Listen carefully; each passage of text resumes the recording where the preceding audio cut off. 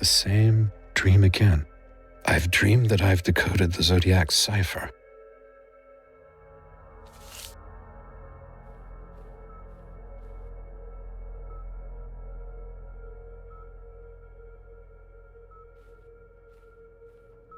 I can't solve it.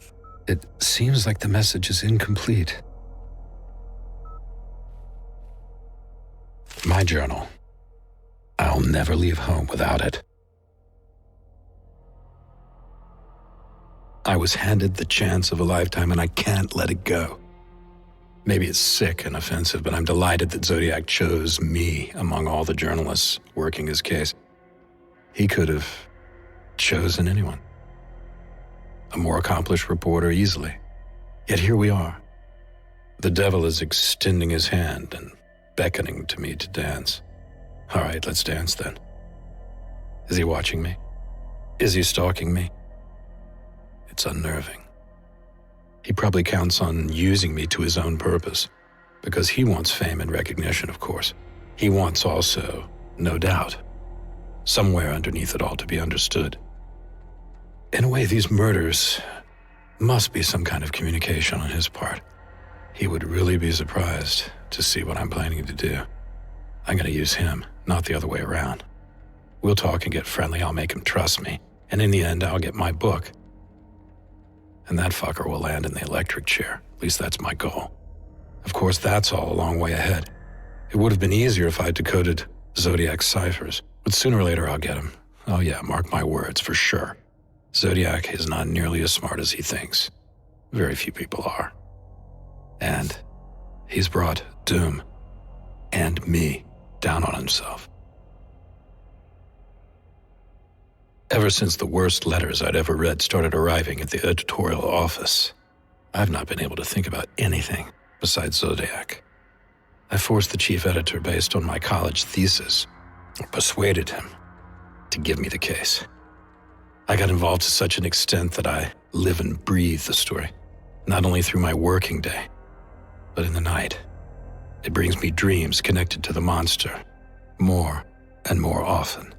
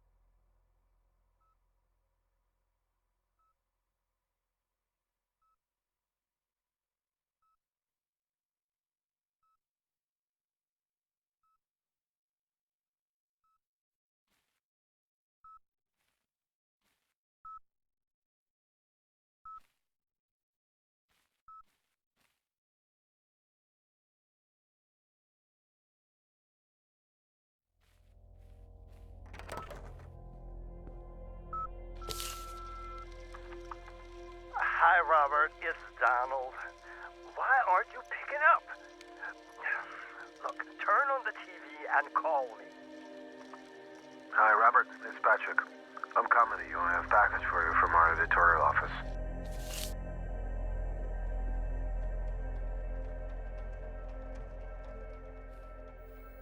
From the ASF News in San Francisco, this is ASF Breaking News, November 21st, 1973. Just a few weeks after sending the next encrypted message by the Zodiac, the mysterious murderer is threatening to attack again.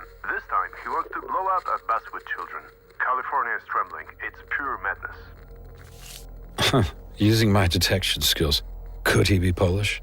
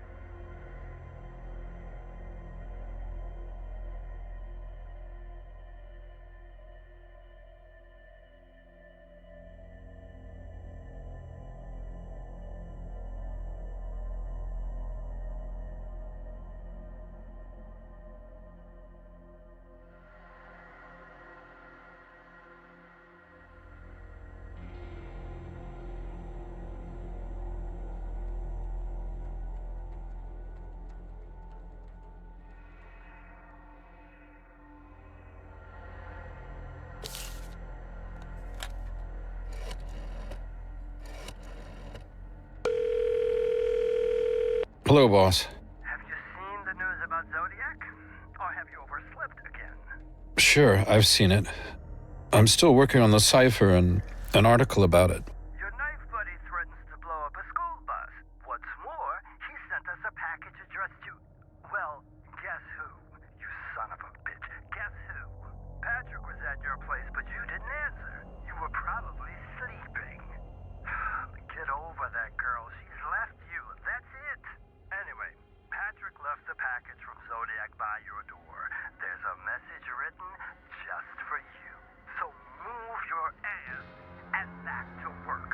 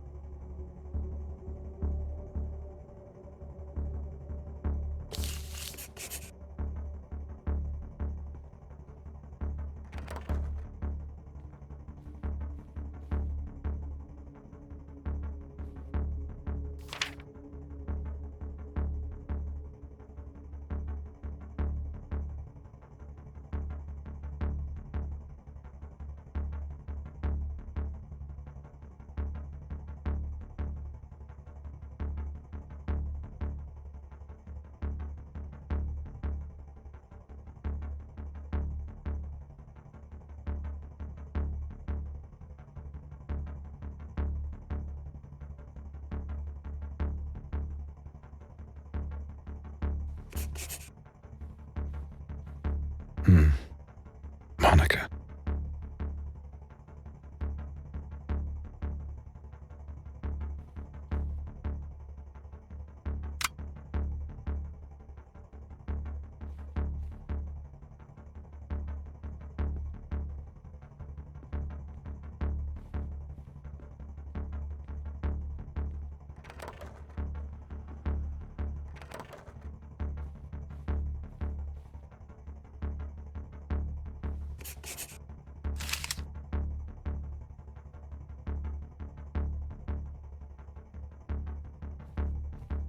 Friends.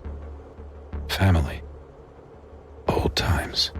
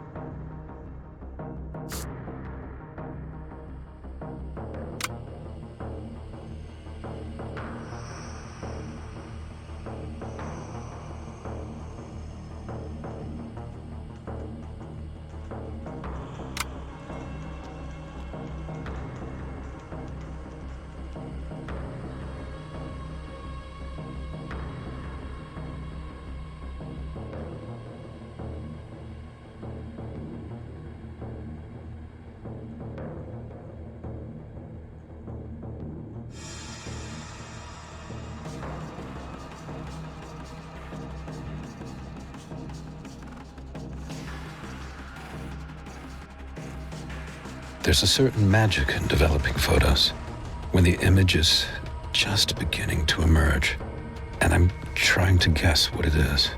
I used to believe in that magic once.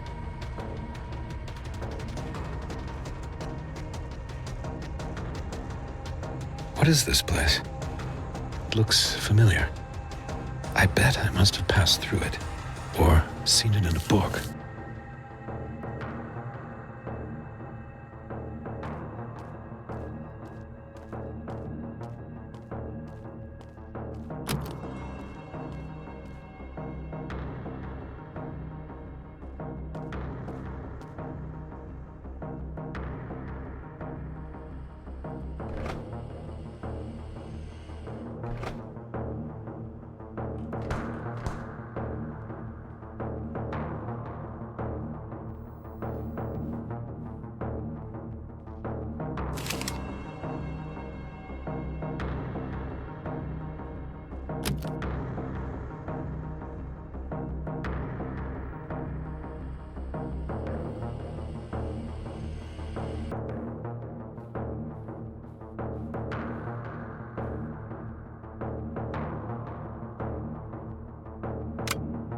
What is he saying to me?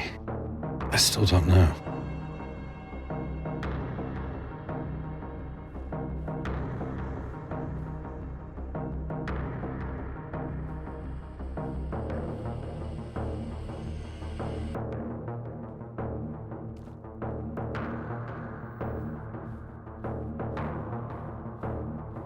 This is a once-in-a-lifetime book. Let's look, that hill must be here somewhere. There it is, Mount Diablo. Gotcha. I better take my gun. Everyone in their right mind carries a gun. Monica wanted me to keep it in a safe, locked away. Perhaps there's some sense in that, but a woman's thinking makes a man vulnerable. And what do you get in return?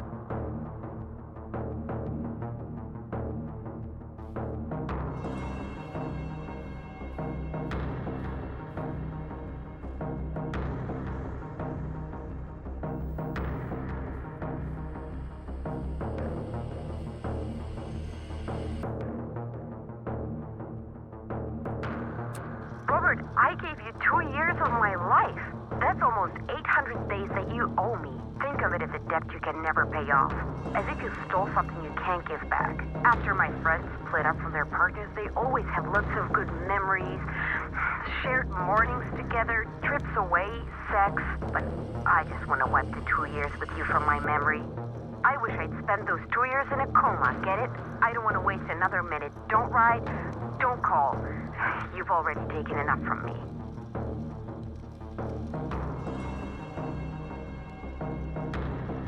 I know this letter by heart, and I still keep reading on it.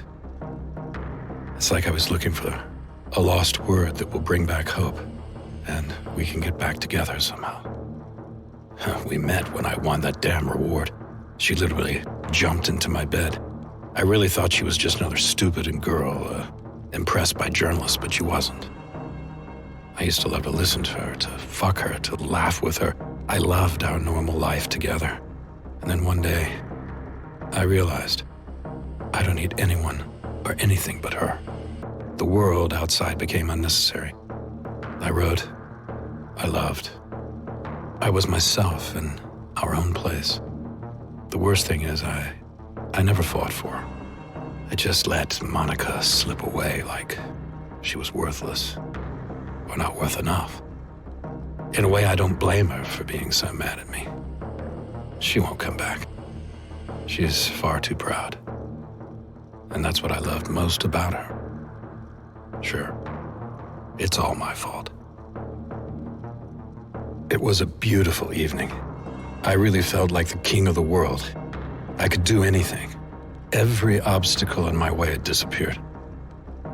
I remember when I was in college and worked all night at a local warehouse just to earn a few extra bucks. It was a book storage place, or warehouse. I used to dream that my book would one day be among them, printed in thousands of copies, rewarded and loved and admired by readers. All I could do was keep on dreaming, not eating enough, and moving pallet after pallet, And then I got the award. I got hired by San Francisco's major newspaper and found the best girl in the world. It couldn't have been a better life. I couldn't have dreamed of a better life. I had everything. But all I could think of was my father. Too often, those images of my angry, grim-faced old man drinking himself to death somewhere in South Georgia. I only wanted one thing, his approval of my decisions. For him to say that I had not failed him, just to say it at least once.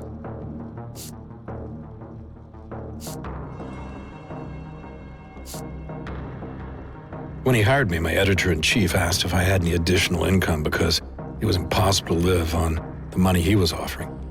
I remember him well. He had cigar-stained brown teeth and bits of meat stuck in between them, or some kind of food anyway. I swear to God, he was a piece of work. Fortunately, I had a job at the car wash, and I was able to write in a disused utility closet. I managed about 3 hours of sleep per night. Those were crazy days. But I kept seeing my articles, one after the other, appearing on the front page of the newspaper. It was a kind of miracle. And this reassured me, even though the fame alone could not sustain me. On my first official day as a journalist, I got sent to an interview with a guy at a country concert that was part of a farmer's expo. The man claimed not only that a UFO had landed in his front yard every Friday, but he also had a telepathic connection to his brothers who apparently lived in the rings of Saturn. The country band hadn't played until the end, and I had to eventually run for my life from a mob of angry rednecks, which is always fun. Why? Because I was the only man wearing a suit there. Big mistake. And everybody thought that the canceled show was my fault, like I was the producer or something. The UFO-friendly farmer had set his dogs upon me, so I was being bitten, and they were chasing me, and eventually I just got the heck out of there. To make things worse, a brick fell just a few inches away from me when I was walking up the driveway. So all in all, not a good situation. Someone else would have seen this as a sign from God, perhaps, not to do what they had in mind. I thought that anything bad that could have happened to me on the job had already happened, after that first assignment, of course.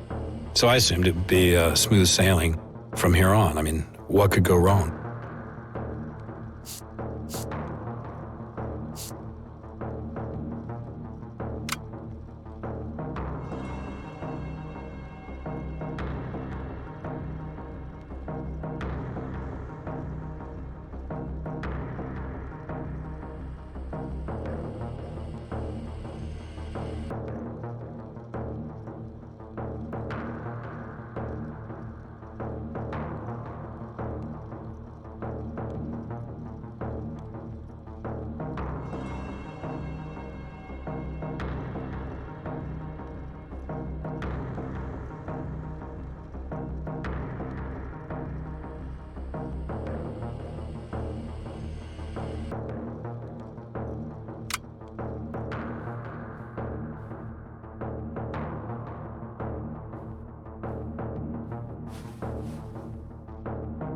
Three, 4, 5, 6.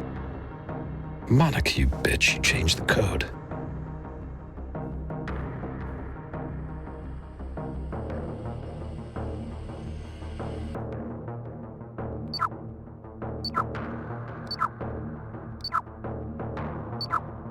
What if I killed the Zodiac? I'd be a hero. I'd be the man who stopped him. No, what am I saying? I'll write about him. Anyway, he'll probably turn himself in. Then I'll be famous anyway. And he'll hang. Perhaps there is some justice in the world. But I've never fired a gun. Should I really take it? Maybe I will regret this, but at least I'll be able to defend myself.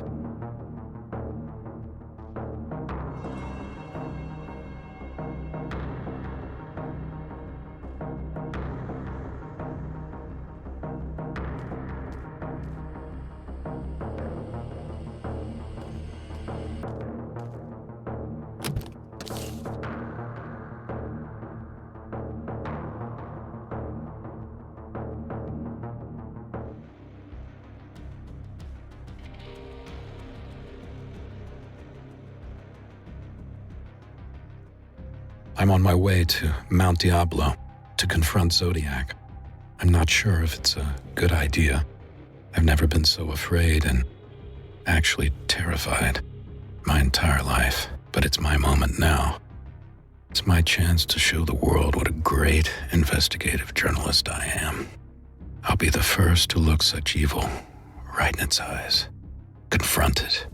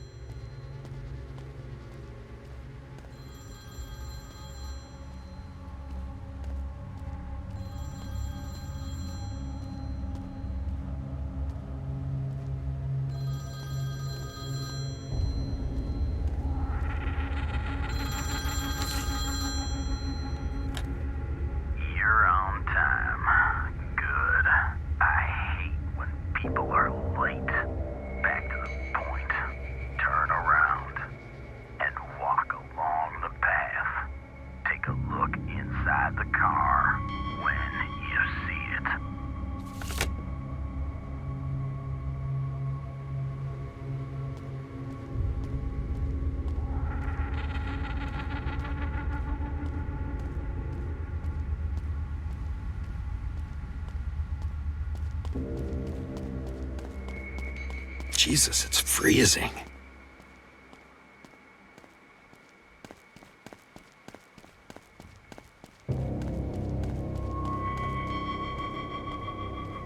How far is this car?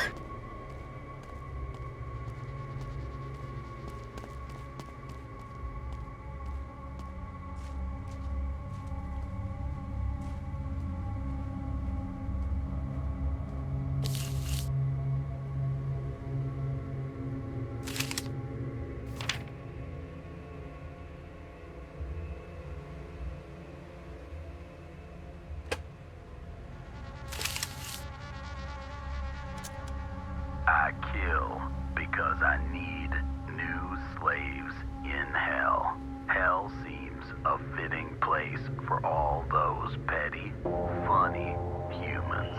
I am still thinking about the bomb in the bus. Please find me, Robert. If I blow up a school bus full of children, their little shoes, body parts, and their parents' tears will be everywhere. But a lot depends on you. Back to the point. Look for the passage near the child's shoe that I left nearby.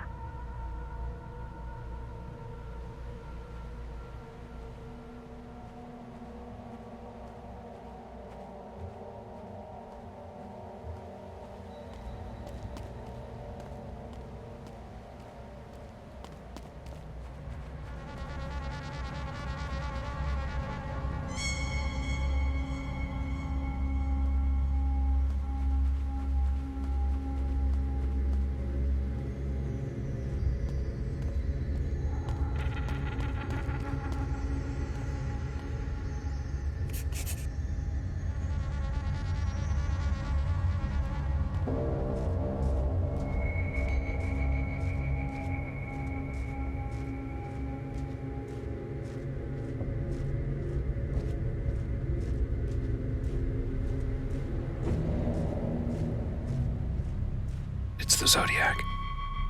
Why did I leave my gun at home?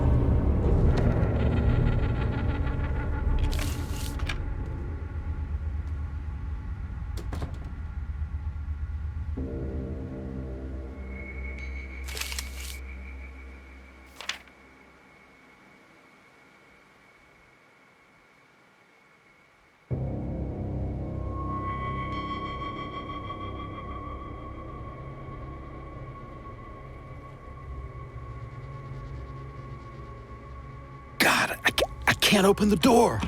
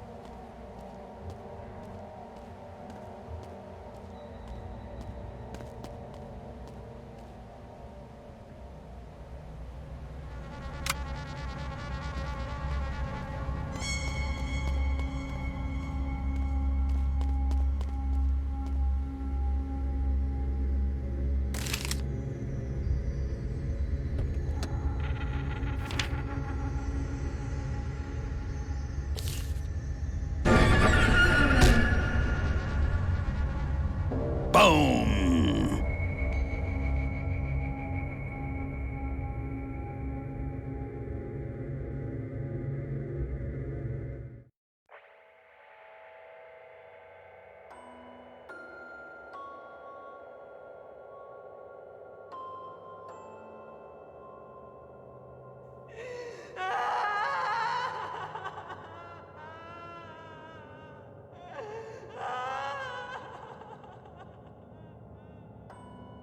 This nightmare again.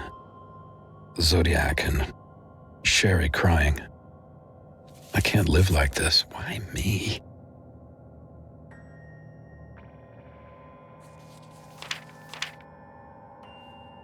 The doctor had predicted fragmented visions of Zodiac's crimes coming to me in my dreams. Tonight I saw the killer following Sherry to the library, having smoked a cigarette before. I have to write this down. Here I can collect all the clues from my dreams.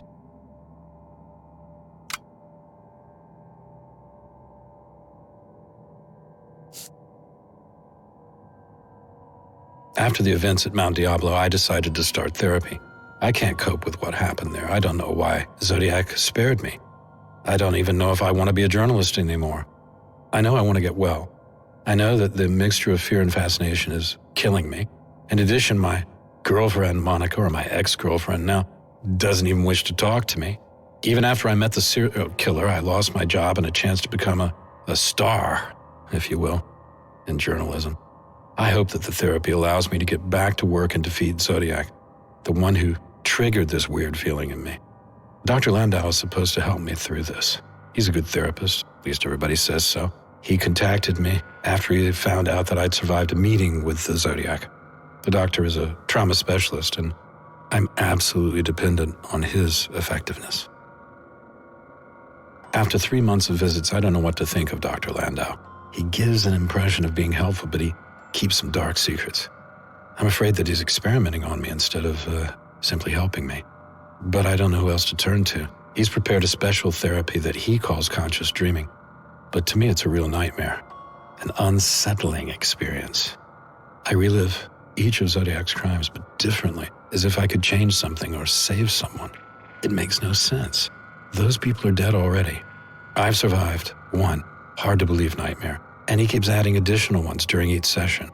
He mutters about rituals, and looks like he's preparing just another psychodrama for me. Landau is weird, there's no doubt about that, but it's making me weird as well.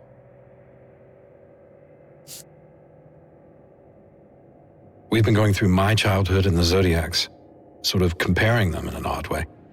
We all know every psychiatrist clings to childhood and how that influences you, but we're talking about my fucked up old man now. I've gone through a hellish meeting with Zodiac. That hasn't been too long ago. And the doctor digs up every skeleton from every closet that I've been trying to forget. And then there's this fragile, lost girl and what happened at the quarry. And even now, when I'm writing about it, I'm moved with a kind of anger and helplessness, a frustration. And I hear that voice in the darkness again, and that terrible sobbing.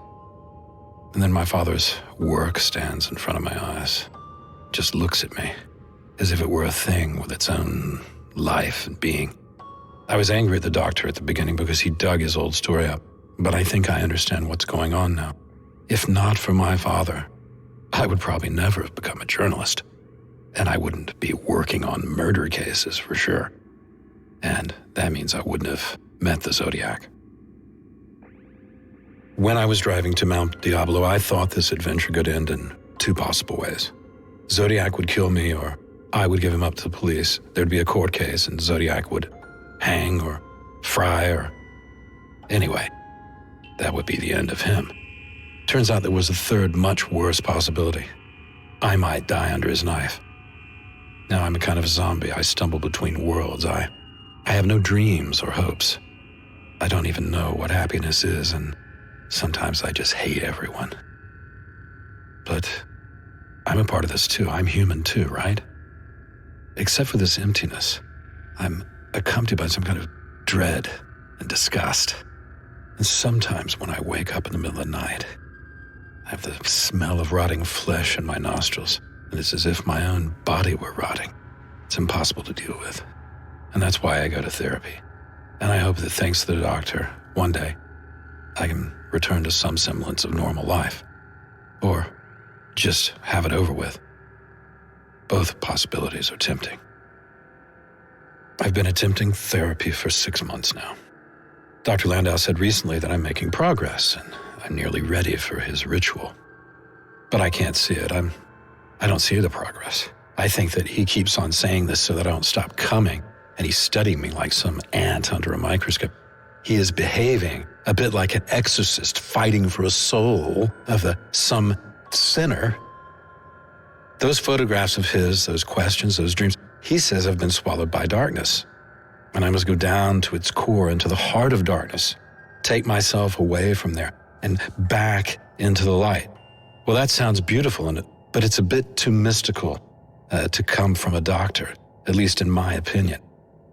I'm starting to believe that I won't be able to finish that task, and that, yes, I will go descend into the heart of darkness, and that maybe, just maybe, I'll want to stay there.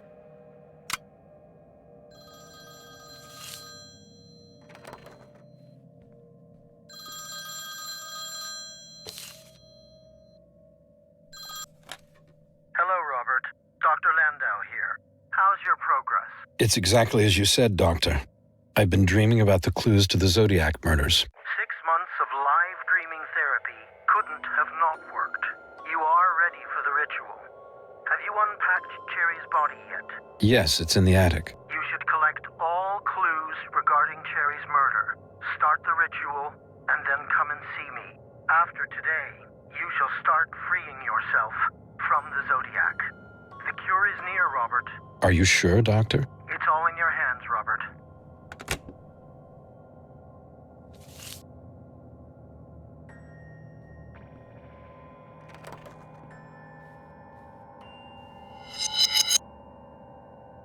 Poor thing. She only wanted to return some library books.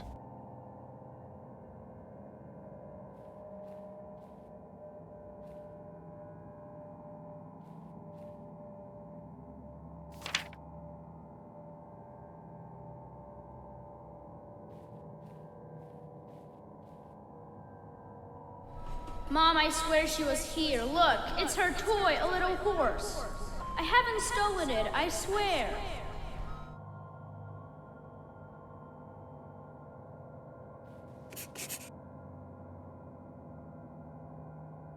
When I got back to the train station with my mother, she was gone. That little girl. My mother wouldn't believe me. She thought I'd stolen that wooden horse from some poor kid. She wanted to give me a spanking for lying, but I wasn't lying. Goose was gone. Poor little dark-skinned girl. Gone.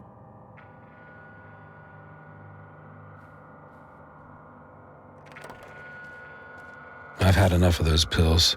This goddamn doctor is poisoning me. I don't trust these pills completely. The doctor probably knows what he's doing. I'm gonna take him anyway.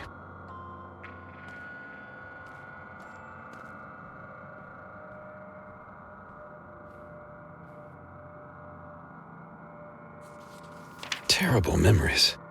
This place is full of blood. I can see him leaving the knife in there. It was in the mailbox.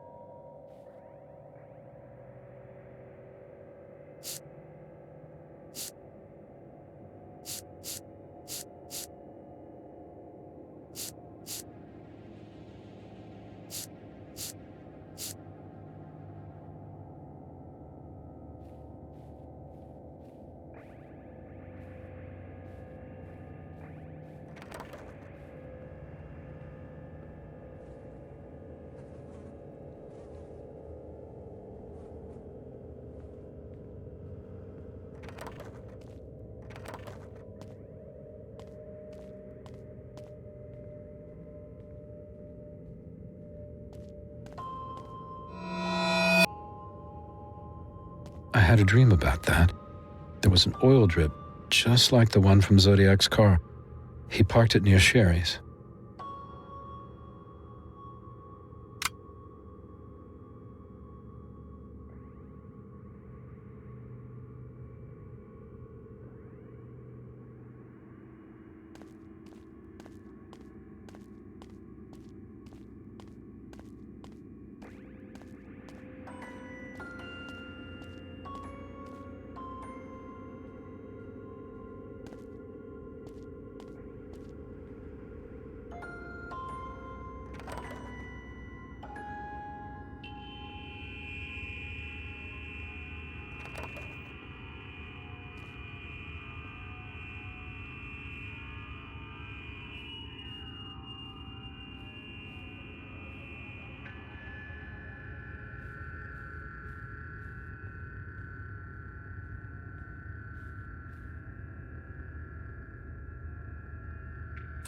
Tick-tock, tick-tock.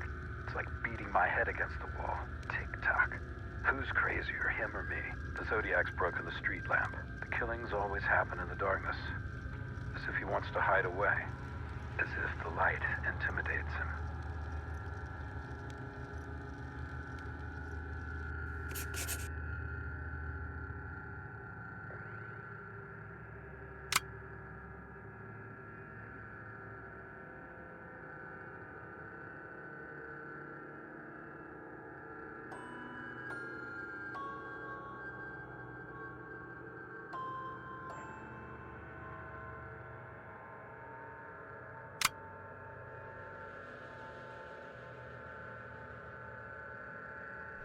Hey, what's your name? What are you doing here? I better go for my mom. Wait here. Oh, Goose.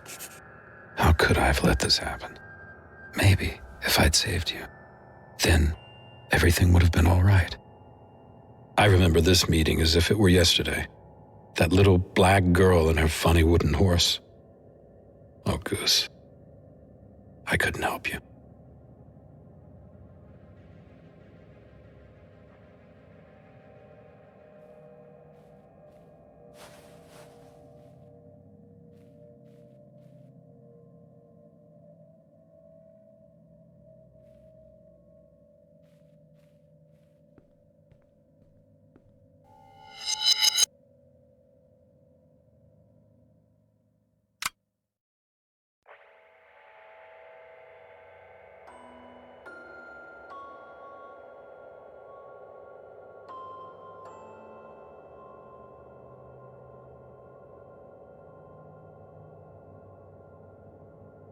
The victim had lost her shoe while running away.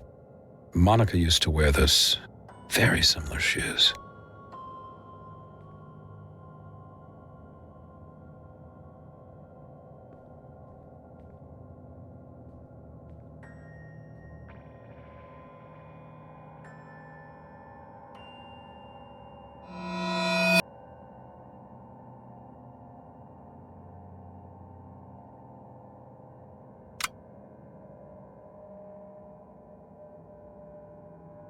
It's like in my darkest dreams, she only wanted to return the books. I can still hear the sound of cards flipping, like a moth's wings beating.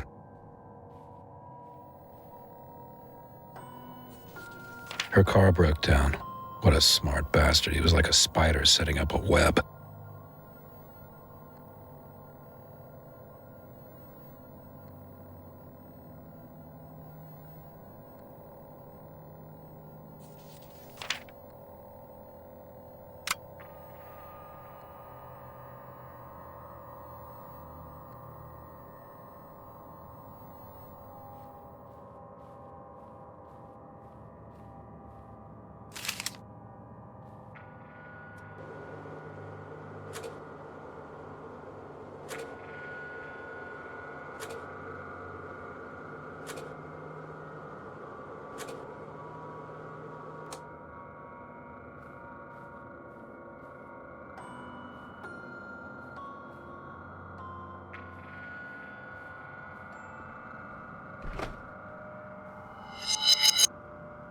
He used the same knife to kill Sherry, and he did it with such brute force, he nearly decapitated her.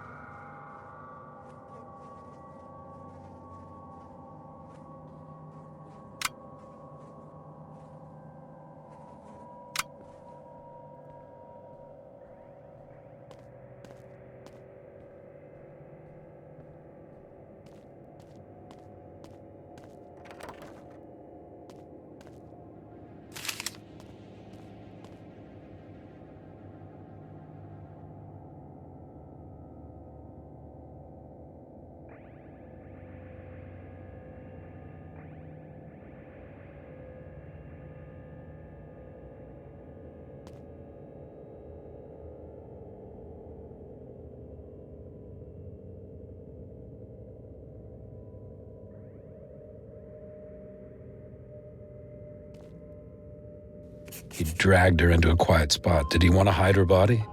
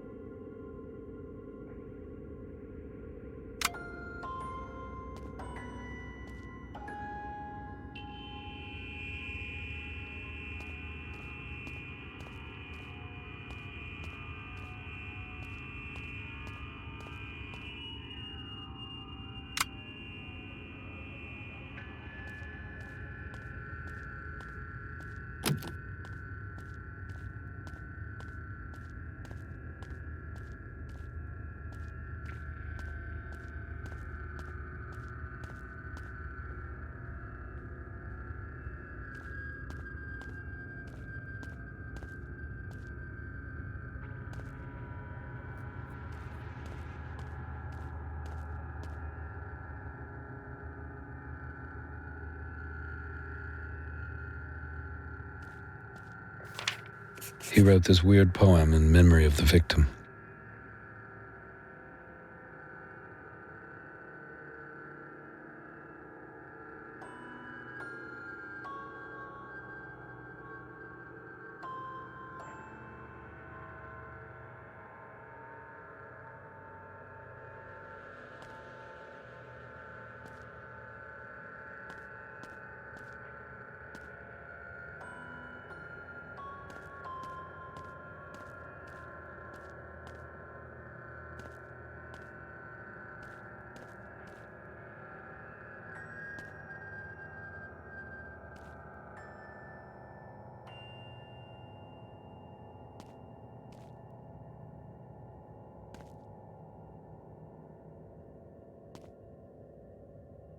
I hear this crying again. Sherry, I will try to help you.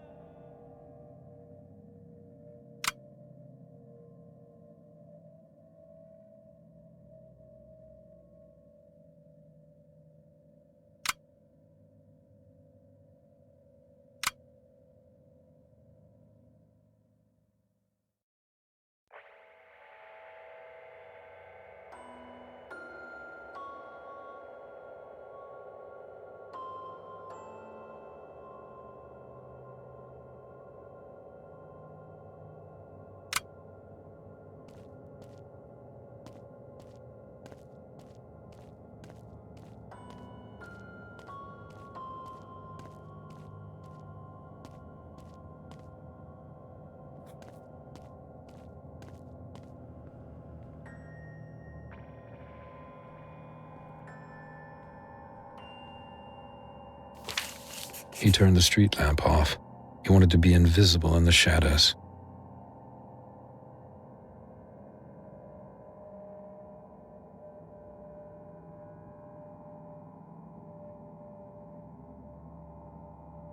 I don't understand, and I do understand Zodiac at the same time. Everything is getting fuzzy. Sherry's shoes remind me of Monica's. It's strange to me as his murders fill me with fear on the one hand, and yet they seem familiar on the other. That makes no sense to me. But maybe it's because I've lived to tell the tale of meeting the Zodiac, and that makes me feel different about him.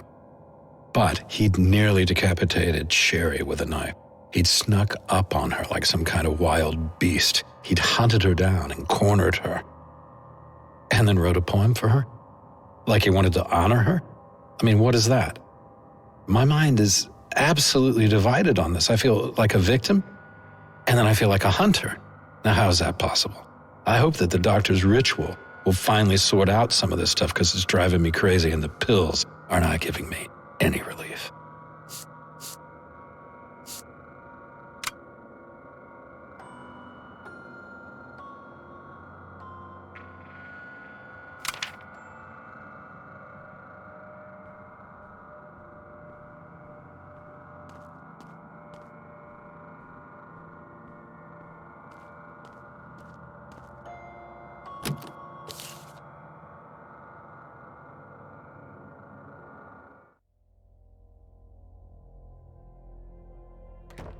Good evening, Doctor.